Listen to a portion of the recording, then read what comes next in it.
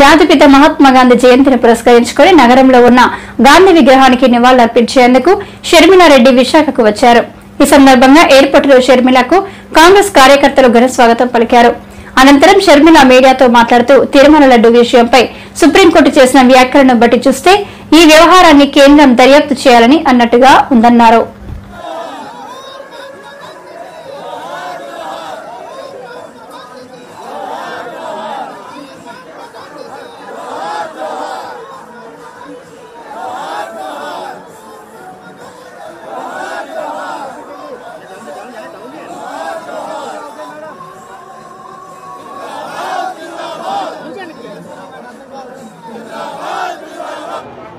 మహాత్మా గాంధీ మనిషినైతే బంధించవచ్చేమో కానీ భావాలను ఆలోచనలను బంధించడం అసాధ్యమని చాటి చెప్పిన మహనీయుడు బాపూజీ. అందుకే Bapuji father of the nation మనకే కాదు ఇతర దేశాలు ప్రపంచం మొత్తంలో ఒక ఇన్స్పిరేషన్ గా నిలిచాడు మహాత్మా గాంధీ గారు. ఆయన నమ్మినవి సత్యం, అహింస, శాంతి, సమానత్వం.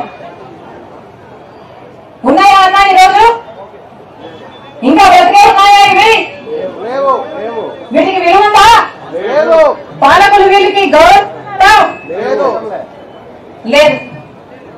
అందుకే ఇప్పుడు పాలకులు పాటిస్తున్నది గాంధీజీ సిద్ధాంతం కాదు, గాడ్సే సిద్ధాంతం.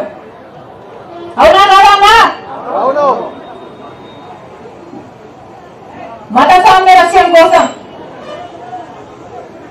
ఎంతో చేశారు కాంగ్రెస్ పార్టీ అయినా మన దేశాన్ని పాలించిన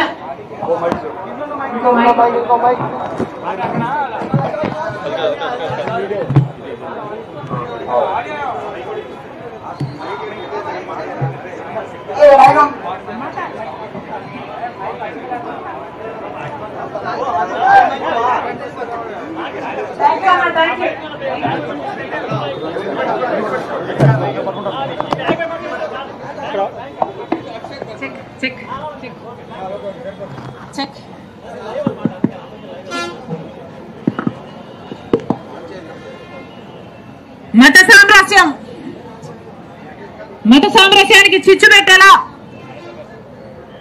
ఇప్పుడు మతం పేరుతో, కులం పేరుతో విభజించు పాలించు అన్న రీతిలో సాగుతుంది బీజేపీ పాలన. మన దేశంలో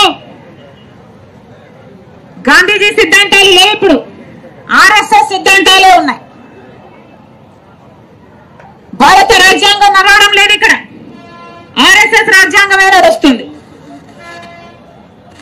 ఎప్పుడు చూసినా బీజేపీ పాలన మతాన్నైనా వాడుకోవాలి, కులాన్నైనా వాడుకోవాలి, ప్రాంతాన్నైనా వాడుకోవాలి, భాషనైనా వాడుకోవాలి. ఓ వర్గాన్ని అవమానించాలి, ఇంకో వర్గాన్ని రెచ్చగొట్టాలి,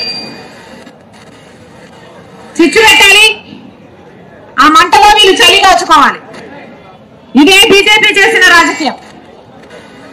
కానీ ఇది కాదు గాంధీజీ ఐడియాలజీ.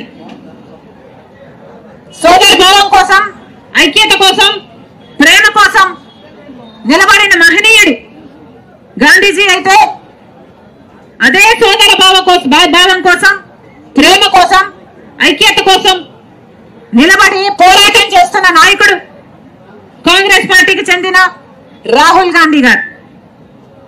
అందుకోసమే ఐక్యతను పెంచడానికి, సోదర భావాన్ని పెంచడానికి, ప్రేమను పెంచడానికి కన్యాకుమారి నుంచి కశ్మీర్ వరకు వేల కిలోమీటర్లు పాదయాత్ర చేసిన నాయకుడు కాంగ్రెస్ పార్టీ నాయకుడు రాహుల్ గాంధీ గారు.